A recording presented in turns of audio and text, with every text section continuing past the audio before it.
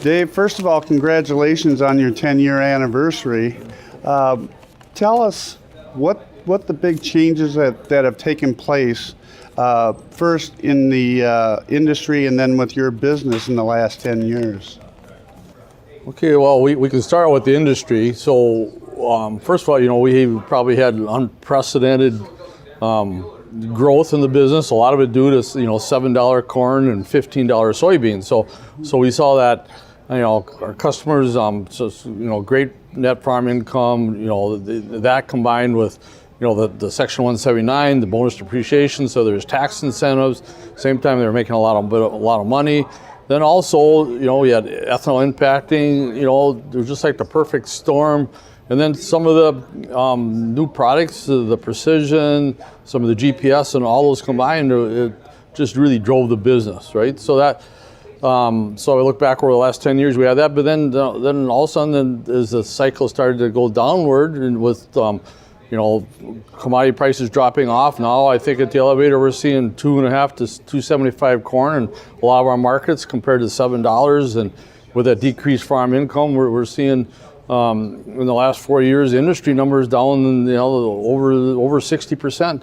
In some of the high horsepower equipment, 4-wheel drives, combines, typical. So a huge change that way from the industry. So we've had to not only how do we accelerate and grow the business during that upswing, but then during the downswing, how do we take some structural costs out of the business? How do we right size our expenses in line with revenues? So it's definitely was interesting dynamics in both of those cycles in the last 10 years. As far as our businesses, we went public 10 years ago. 10 years ago in December, we took our company public. At that time, we had 34 stores. Our revenue was around $300 million, and now we have 75, or right now we have 95 stores.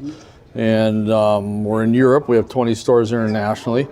We've got a huge construction equipment footprint all the way from the Canadian border down to the Mexican border in west central United States, commodity-rich area. Not only oil, natural gas, coal, but also the impact on ag commodities in some of our construction equipment markets.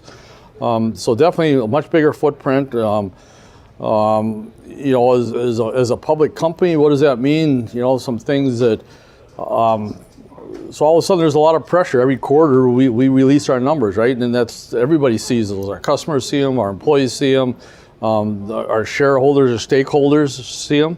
And our shareholders are buying our stock, so they see EPS or earnings per share growth, right? So there's some pressure to do that quarter after quarter. So at the same time, I've always had a long-term view of the business. I want to do things that are going to benefit us not only today, but 5 years from now, 10 years from now.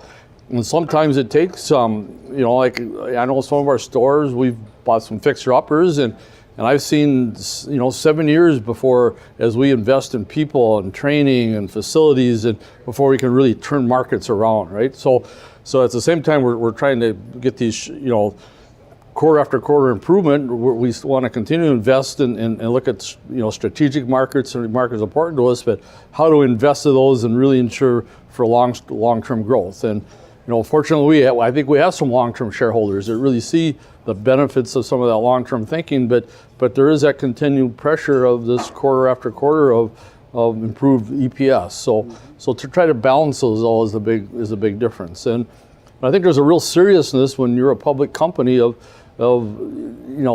first of all, what's your guidance in reporting what you're going to do out there, and then the fact, can you do it, right? And the accuracy that you need, and make sure that our people take money serious, and as they take that hard-earned money, invest in our stock, they want to be able to trust management. They want to be able to trust our numbers, and I feel good about that. And as today, I think you saw some of our team here. Mark Calvoda, our CFO, Vijay Knudsen, our Chief Operating Officer, and Jeff Bowman, our Chief Experience Officer. That leadership, but that credibility that we have with the numbers. A lot of that comes from Mark and his accounting team. And it gives me the confidence as CEO that we are telling the markets what's happening, and we have that credibility, so they have that confidence when they invest in Titan machinery. Yeah, it's really good to see your young management team coming into place, because with you and Peter being the heart and soul of Titan for so long, it's really great to see this the new talent you're bringing in. Right, and I think as we look at leadership and strengthen the leadership in our organization and have these type of leaders that really can take our company into the next generations, that's important, and it takes a lot of time, and it's good to see that we can build our company internally and bring this type of talent, and not so much. Also, in addition to that, is the teamwork that people get along. They're trying to help each other out, and I think is not only from the top that we have that teamwork. Then is also as we look at how our ag and construction stores work together, how we support international, how the parts and service departments work with our sales departments, and the whole way up our organization, and how we think that teamwork is so important.